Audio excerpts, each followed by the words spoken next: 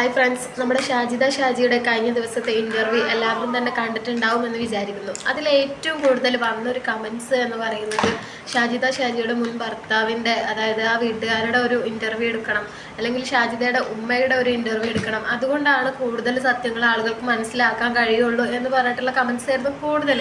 കാരണം ഇപ്പോഴും അവരുടെ ആ ഒരു ഇത് വിശ്വസിച്ചിട്ട് അവരെ സ്നേഹിക്കുന്ന ഒരുപാട് ആളുകളുണ്ട്. ഇപ്പോഴും നമുക്ക് പൂർണ്ണമായിട്ട് സത്യം എന്താണെന്ന് അറിയില്ല. ഏകദേശമൊക്കെ കുറേ ആളുകൾ വിശ്വസിക്കുന്നു. ഇപ്പോഴും മുക്കാഭാഗം ആളുകൾ വിശ്വസിക്കുന്നത് ഷാജിദ പറയുന്നതൊക്കെ കള്ളങ്ങളാണ്. എന്താ പറയുക, അവരുടെ ആ വീട്ടുകാർ, ഷാജിദയുടെ മുൻ വീട്ടുകാർ, ഭർത്താവിൻ്റെ മുൻ വീട്ടുകാർ പറയുന്ന കാര്യങ്ങൾ തന്നെയാണ് സത്യമെന്ന് ഇപ്പോഴും കുറേ ആളുകളൊക്കെ വിശ്വസിക്കുന്നു.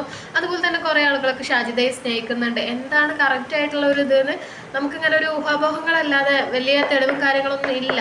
പക്ഷേ ഇപ്പം ഇതാ ഒരു തെളിവ് എന്ന് തന്നെ പറയാം കേട്ടോ. അതായത് ഷാജിദയുടെ ഇപ്പോഴത്തെ ഭർത്താവിൻ്റെ ഒരു സുഹൃത്തിൻ്റെ ഒരു കമൻസ്, വലിയൊരു കമൻറ്റ് തന്നെയാണ് കേട്ടോ അദ്ദേഹം ഇട്ടിട്ടുള്ളത്. ഷാജിദ വീഡിയോസ് ഇടുമ്പോൾ അതിനടിയിൽ പോയിട്ട് ഈ വ്യക്തി, അതായത് ഈ ഫ്രണ്ട് എപ്പോഴും കമൻസ് ഇടാറുണ്ട് അവളുടെ ഒരു സ്വഭാവത്തെ പറ്റിയിട്ട്. പക്ഷേ അപ്പോഴൊക്കെ ആ ഒരു കമൻറ്റ് ഡിലീറ്റ് ചെയ്തിട്ട് ഷാജിദ ഇയാളെ ബ്ലോക്ക് ചെയ്യായിരുന്നു എന്നാണ് ഇയാൾ പറയുന്നത്. അങ്ങനെ ഇയാളിപ്പോൾ ഇതാ മറ്റൊരു ചാനലിൽ പോയിട്ട് ഇട്ടൊരു കമൻറ്റാണ് കേട്ടോ.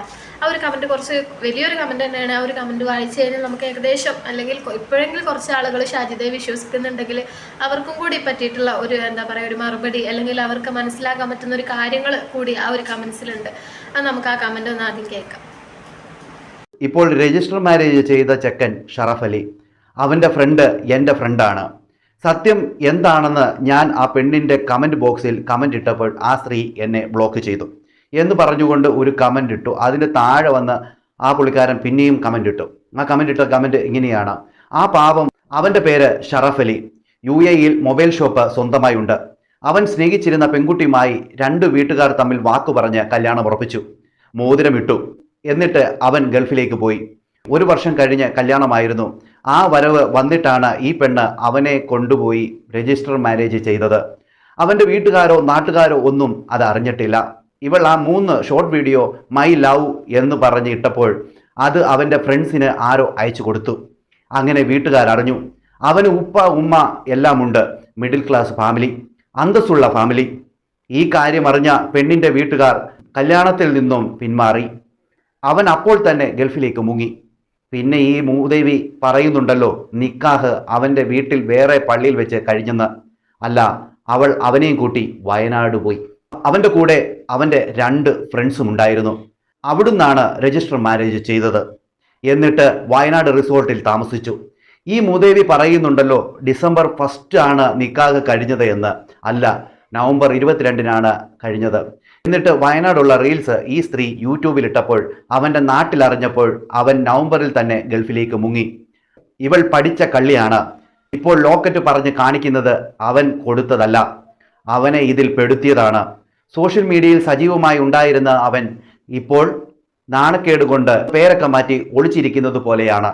കൊള്ളാം അല്ലേ? ആ പാവം ഉമ്ര കഴിഞ്ഞ് എപ്പോഴും തലയിൽ തൊപ്പി വെച്ച് നടക്കുന്ന ഒരു സാധു. ഇവൾ അവനെ ശരിക്കും ട്രാപ്പിലാക്കി. വയനാട് പോയി എല്ലാം ചെയ്തിട്ട് ഇങ്ങനെ പബ്ലിക്കിൽ ഇടുന്നത് അവനും വിചാരിച്ച് കാണില്ല. അവരുടെ നാട്ടിലുള്ളവരും ഇത് അറിയുമെന്ന് വിചാരിച്ച് കാണില്ല. കാരണമുണ്ട്. കണ്ണൂർ പയ്യന്നൂരാണ് അവൻ്റെ വീട്. അവരൊന്നും ഈ യൂട്യൂബ് കുത്തിയിരിക്കില്ല. പിന്നെ ഇൻസ്റ്റാഗ്രാമിൽ അവർ സജീവമാണ്. പക്ഷേ ഇവൾ സൂത്രത്തിൽ ഇൻസ്റ്റാഗ്രാമിൽ ഈ വീഡിയോ ഇട്ടില്ല. ഇട്ടിരുന്നെങ്കിൽ അന്ന് തന്നെ അവൻ്റെ നാട്ടിൽ ഇത് അറിയുമായിരുന്നു. ഈ മുദേവി അവനെ വയനാട് കൊണ്ടുപോയി കൈവിഷം കൊടുത്തിട്ട് മനസ്സ് മാറ്റിയതാവാം. ആ സ്ത്രീ തന്നെ പറയുന്നുണ്ട് കല്യാണം കഴിക്കാൻ പ്ലാനിങ് ഇല്ലായിരുന്നു എന്ന്, എന്നും ഇങ്ങനെ രഹസ്യമായി കൊണ്ടു നടക്കാനായിരുന്നു എന്ന്. ഈ കിളവി പറയുന്നുണ്ട് അവൻ ഫാമിലിക്ക് അത്ര ഇമ്പോർട്ടൻസ് കൊടുക്കുന്ന ചെക്കനാണ് എന്ന്. ഇനി ഇവളുടെ ആദ്യ ഭർത്താവിൻ്റെ പെങ്ങളെയും ഇവളുടെ തള്ളയെയും ഇൻ്റർവ്യൂ ചെയ്താൽ ഇനി ഒരുപാട് കാര്യങ്ങൾ അറിയാൻ പറ്റും. ലോക ഫ്രോഡാണിവൾ. ഞാൻ എന്നും ഇതെല്ലാം കമൻ്റ് ഇടുന്നുണ്ട്. ആ കിളവി എന്നെ ബ്ലോക്ക് ചെയ്തു. ഈ കമന്റ് ഇട്ടിട്ടുള്ളത് എന്താ പറയുക, ഷാജിദയുടെ ഇപ്പോഴത്തെ ഭർത്താവിൻ്റെ ഒരു ഫ്രണ്ടിൻ്റെ ഒരു സുഹൃത്താണ് ഈ ഒരു കമന്റ് ഇട്ടിട്ടുള്ളത്. അത്യാവശ്യം വലിയൊരു കമന്റ് തന്നെയാണ് ഇട്ടിട്ടുള്ളത്. അപ്പോൾ ഈ ഒരു കമന്റിൽ പറയുന്നതാണ് സത്യമെന്നുണ്ടെങ്കിൽ ഏറെക്കുറെ നമ്മൾ എന്താ പറയുക, ഷാജിദയെ ഇഷ്ടപ്പെടാത്ത ആളുകൾ വിചാരിക്കുന്ന കാര്യം ഏറെക്കുറെ സത്യമാണ് എന്ന രീതിയിലുള്ള കമൻ്റാണത് അല്ലേ. അതിൽ പറയുന്ന ഒരു കാര്യം എന്ന് വെച്ച് കഴിഞ്ഞാൽ ഷാജിദ മനഃപൂർവ്വം ആ ഒരു ആളെ ചതിക്കുക തന്നെയായിരുന്നു. അല്ല, ചതിക്കുക എന്ന് പറയാൻ പറ്റില്ല. അവൻ്റെ ആ ഒരു ഷാജിദയുടെ ഒരു കെണിയിൽ വീഴ്ത്തുക തന്നെയായിരുന്നു എന്നാണ് ആ ഒരു കമന്റിൽ പറയുന്നത്. അതുപോലെ തന്നെ ഈ ഒരു പയ്യൻ ആദ്യമേ വിവാഹം നിശ്ചയിച്ചിട്ടുണ്ടായിരുന്നു, വീട്ടുകാരൊക്കെ കൂടി ഉറപ്പിച്ചിട്ട് ആ ഒരു പെൺകുട്ടിയെ വേണ്ടാന്ന് വെച്ചിട്ടാണ് ഇപ്പോൾ ഷാജിദയെ കല്യാണം കഴിച്ചിട്ടുള്ളത്. വീട്ടുകാർക്കൊന്നും അറിയാത്തൊരു സംഭവമായിരുന്നു. ഈ ഒരു വീഡിയോയിലൂടെ ആളുകളൊക്കെ അറിഞ്ഞപ്പോൾ തന്നെ ആ ഒരു പയ്യൻ അപ്പം തന്നെ ഗൾഫിലേക്ക് സ്ഥലം വിട്ടു എന്നൊക്കെയാണ് ഈ ഒരു സുഹൃത്ത് ഇതിൽ പറയുന്നത്. ഇതെന്തായാലും റിയൽ ആയിരിക്കുമെന്ന് കരുതുന്നു. ആരായാലും ഇത്രയും വലിയൊരു കമൻസ് ഒന്നും വന്നിട്ട് ഒരു അറിയാത്ത ഒരാൾ ഇടുമെന്ന് തോന്നുന്നില്ല. എന്തായാലും അവരുമായിട്ട് എന്തെങ്കിലും ഒരു ബന്ധമുള്ളത് കൊണ്ടായിരിക്കാം ഇത്രയും വലിയൊരു കമൻസ് ഇട്ടത്.